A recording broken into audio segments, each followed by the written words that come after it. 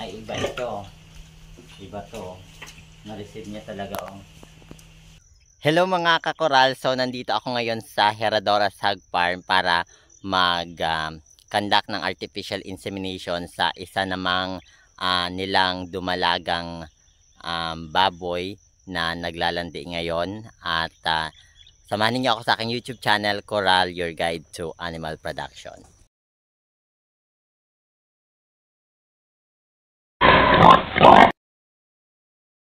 Maaga pa nga lang mga kakoral ay pumunta na ako dito sa Herradores Hog Farm upang i-check kung ang kanilang dumalagang baboy ay nasa peak na ang paglalandi or pwede na siyang i-breed, pabarakuhan or i-inseminate. Kaya pagdating ko dito mga kakoral ay chinek ko ang kanilang dumalagang baboy physically, tiningnan ko ang kanyang vulva at kung makikita ninyo ay rosas na at nag-riding on the back test din ako to test if standing still na ang kanilang dumalagang baboy. At nakita ko nga mga kakoral na pwede nang i-breed ang kanilang dumalagang baboy. Kaya kinahapunan mga kakoral ay bumalik ako dito para mag-administer ng artificial insemination. By the way pala mga kakoral, itong pagbibigay ko ng artificial insemination sa kanilang dumalagang baboy ay pangalawa ko ng serbisyo ito mga kakoral. Ang una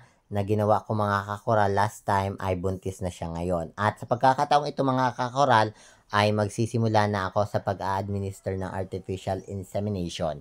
At kung makikita ninyo ay hinuhugasan ko ng alcohol ang artificial catheter to make sure na nawala ang mga disease-causing agents na pwedeng mailipat sa ating alagang baboy. At the same time mga kakoral ay hinugasan ko din ng malinis na tubig ang vulva ng ating inahing baboy. At nilagay ko din itong ating semen holder. Ang semen holder pala na ito mga kakoral ay nabili ko siya online at sobrang laking tulong talaga nito sa akin mga kakoral every time na mayroon akong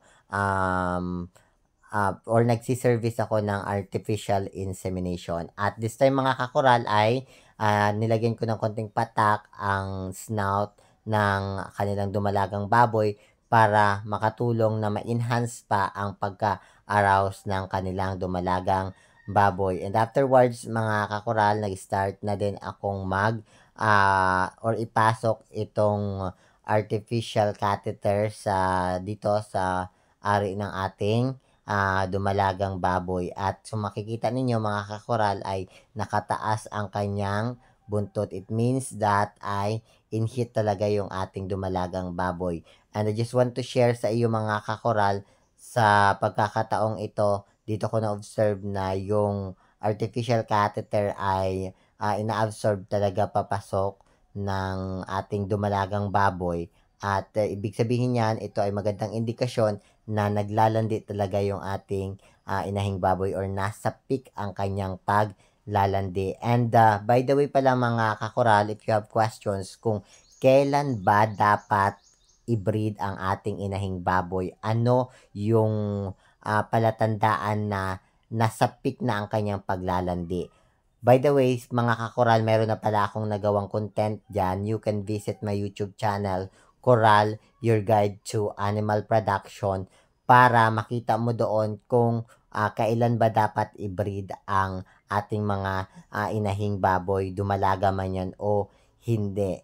At yun mga kakoral ay makatutulong sa iyo lalong-lalo na kapag ikaw ay bago pa lang sa mundo ng pagbababuyan. At ayan mga kakoral ay naipasok ko na itong ating semen bag dito sa ating artificial catheter at we have to wait lang na ma-absorb lahat yan ng ating dumalagang baboy ang ating semen at yan mga kakoral ay panigurado talaga na mabubuntis yan ang ating inahing baboy. And we have to wait 18 days kung magre-reheat siya.